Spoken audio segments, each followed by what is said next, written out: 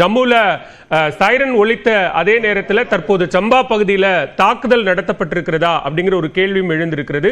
அங்கு வெடிச்சத்தம் கேட்ட நிலையில பாகிஸ்தானினுடைய ட்ரோன் மீண்டுமாக ஜம்முவின் சம்பா பகுதியில் தாக்குதல் நடத்த முயற்சித்திருக்கிறது. அந்த முயற்சியை தற்போது இந்தியா மீண்டும் முறியடித்திருக்கிறது. சற்று நேரத்திற்கு முன்னதாக கர்னல் ஹரிஹரன் அவர்கள் குறிப்பிட்டார்கள், சம்பா பகுதி என்பது அவர்கள் தேர்ந்தெடுக்கப்படுவதற்கான வாய்ப்புகள் மிக அதிகம் அப்படின்னு. அந்த நிலையில சம்பா பகுதியில தான் தற்போது மீண்டும் பாகிஸ்தானினுடைய ஒரு ட்ரோன் தாக்குதல் முயற்சி என்பது நடத்தப்பட்டிருக்கிறது. அதை இந்திய வான் பாதுகாப்பு அமைப்பு என்பது முற்றிலுமாக முறியடித்திருக்கிறது.